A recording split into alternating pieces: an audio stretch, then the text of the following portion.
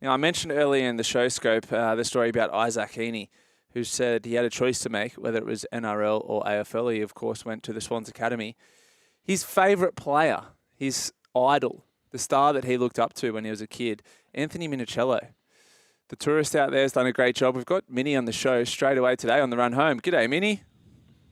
G'day, boys. How you going? We're very well. How about that from young Isaac Heeney, a star of the AFL, looked up to you his whole life?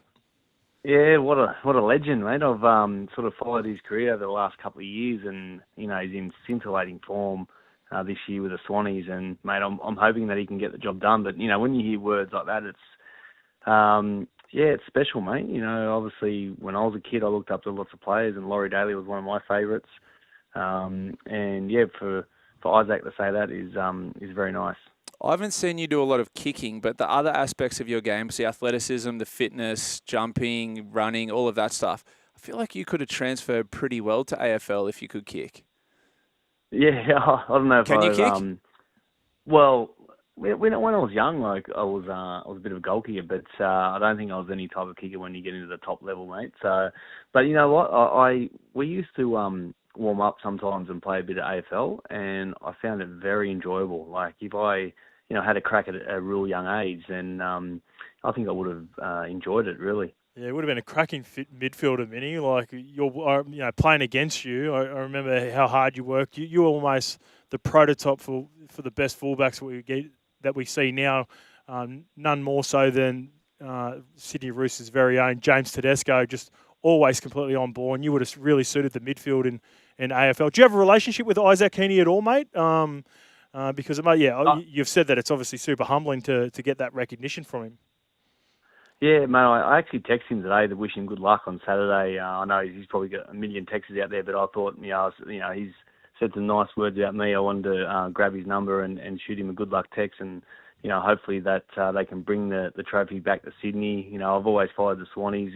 When early days when we were playing, obviously with the Roosters, like Ty Kennelly and Goodsey and Nick O'Loughlin, they were all good mates of mine, still are. So it's I've always been a Swannies fan. So I'm hoping on Saturday when I watch it, they can get the job done and bring the trophy back. Now, Mini, my co-host today, Justin Horrow, he still thinks about the year 2013 quite regularly. He actually told me that not too long ago he watched an 8-minute YouTube video, correct me if I'm wrong, Scope, about all the refereeing mistakes made in the grand final. Minnie, let me first say, for context, I was sent a clip. It was an 8-minute clip, and I was sent some very favourable decisions that the Sydney Roosters copped in that grand final, but by no means did I use it as an excuse, mate. There's a little bit of context. Just remember, we're the most penalised side in history. In that game. Oh, I love that.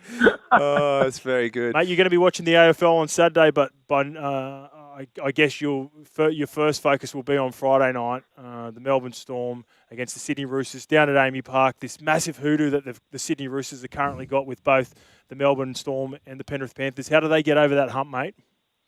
Yeah, it's a massive game. There's no doubt. Prelim. The thing is, in a prelim, anything can happen. And, when a team is expected to win, I think the pressure's on Melbourne. They finished first. They've won their first semi. They're expected to make the grand final. So for us, obviously, we haven't beaten Melbourne in a long time. But, we've got some injuries. I think we've got players in good form now as well. So I think we go down there and we have a real crack. I think to be honest, our start is very important. If we can go set for set with them and get them physically through the middle, which is going to be mouth-watering to see Jared and Nelson go at it, I think we're in with a real shot. Yeah. You mentioned Jared there. He's obviously had a huge influence on the group for a while. I seen Victor Radley said something early in the week, highlighting that matchup between him and Nas, which we're all looking forward to. He's obviously going to set the tone, mate. He's been a big part of the club for a while. What sort of gap is he going to leave in the Sydney Roosters when he leaves next year? And who do you sort of highlight that is a part of the squad now that's going to sort of take over for that role for the Sydney Roosters moving forward? Yeah, it's he's been a massive part of our culture and our sort of DNA at the Roosters for many, many years now, and then not just on the field as well, off the field. All the stuff that he has off the field is unbelievable with the fans and members and just the culture around the group. So he's going to be sorely missed. There's no doubt about it. And the way he brings the physicality each week from whenever he's on the field is just, it's unbelievable. So he'll lead the way. I think everyone feels comfortable when Jared and especially Victor's there as well with the physicality side of it. And I think Spencer Leniu is probably the one to step into the shoes. I think he comes off the bench tomorrow night and adds so much spark for us. I think he's the man to take us forward. It's a big job for the Roosters down in Melbourne, arguably an even bigger job for the Sharks to head out to Penrith, to take on Penrith out of the core. How do you see that game playing out? Look, I hope it's a real tight game. I think the Sharks, when they're on and from 1 to 17 is playing well, they can challenge and beat any team. But the Panthers have just been unbelievable. The last 5 years, the way they could just control the game is pretty special, especially with Cleary there at the helm, and his kicking game is probably second to none. He's been world class for a number of years now. I think again, the start of Penrith's game, especially the first semi-final when we played them, they just blew us off the park. They completed it 100%, which is it's pretty hard to beat someone when they're completing it 100%. So, if the Sharks can go set for set and get a mistake out of them, then it puts the pressure a little bit back on them. But I think I can't see Penrith sort of losing this one.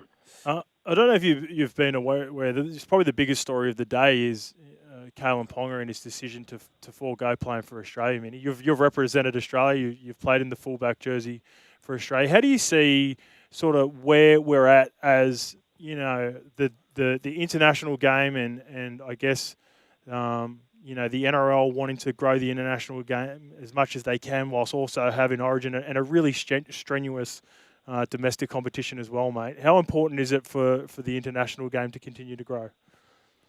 Oh, you want the international game to keep growing and growing. We want it to be a world game. We want it to have other nations be really competitive against Australia, and we're starting to get that. With Tonga, Samoa, Fiji, England, New Zealand winning last year.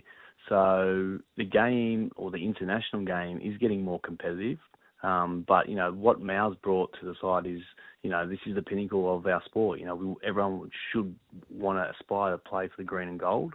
Although when you look at it from, I suppose, Kalen Ponga's view, like he's had a big season. He's had some injuries through the season. He might need a longer rest to recover. I'm not too sure, but for me, pulling on that green and gold, there's nothing better. As far as fullbacks go, we had Darren Lockyer handed over the reins to you, who handed it on to Billy Slater. Now we've got an absolute plethora of fullbacks in the NRL. What do you make of our current stocks? Well, I think sort of mid to back end of my career, fullback almost become one of the most important roles on the field. You control the defensive line now. You have to do a lot of work in attack with the back line and backing up your forwards and act like a second ball player. There's so many aspects to playing fullback now, and it's just evolved into some wonderful players you could say in every team now. So there is just a host of lots of them that could get picked for representative football, or they're just behind some great players like Teddy and the Penrith fullback now has been unbelievable all year, Dylan Edwards. So it's a great position to watch as well, because the open style of running and then sliding into the attack and then organising. What I watch is organising the defence and how they can marshal their troops and get the defensive line right, which is really nice as well. Yeah, I think in a way, there's some great players like yourself, Minnie, and Darren Lockyer and Billy Slater sort of revolutionised. I reckon it's arguably, if you would ask most kids coming through now, I think most kids want to play fullback for all the reasons that you've just said there. You're on ball all the time. You're one of probably the most important player defensively, really, in the modern day game with the way that they defend on the line. When you look at the options that Australia have got, so. We've all been talking about the decision with Kalen, but you've got a couple of really good options. You mentioned James Tedesco, Dylan Edwards, who got the jump on Teddy this year at Origin, Kalen Ponga. We still don't know whether he's going to be an option or not. And there's also Reece Walsh, mate. Who do you think does get the Australian jersey when it's all said and done? That is a tough one. To to be honest, I think it's out of Dylan Edwards and Teddy. Now, Teddy was in unbelievable form last week.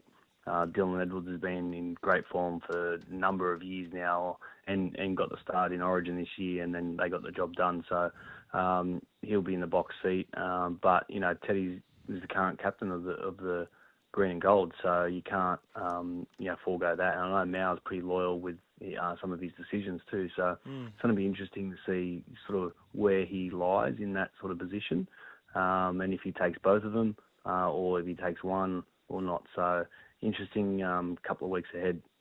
Minnie, my girlfriend's going to be very excited about this chat, and I should probably download the podcast and listen later because you're the partner of Terry Biviano, star of Real Housewives of Sydney, and she just absolutely loves it. What was that like with the filming for that show? Something a bit different?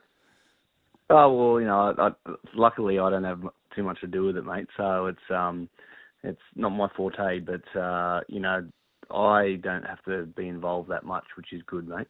We were actually looking out for you to make a bit of a cameo appearance on the last season. She was watching it, and I'd just duck my head in and say, "Has Minnie been on the screen yet?" She said, "No, not yet." Any chance of some screen time in season 2? I love it. Have you started filming season 2? Is there a season 2? Mate, there is a season 2 apparently, yes, and I think they've finished. From more reports, they've just finished recently. So look out for that. I know that that's.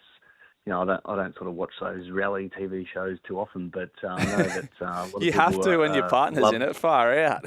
Well, I did watch a couple of those ones to support her, of course. But yeah, I know it's big in the female world. They love those shows. Yeah, absolutely. That's all my partner wants to do. She wants to retire from being a lawyer to be on Real Housewives of Sydney. I said, I've just got to make it first like Minnie has. Oh, thanks for joining us, Minnie. Hey, good luck for the Roosters this Friday, and enjoy season 2 of Real Housewives of Sydney. Yeah, thanks, boys. Appreciate it. There he is, Roosters great Anthony Minichiello, joining Scope and I on the run home, filling in for Joel and Fletch.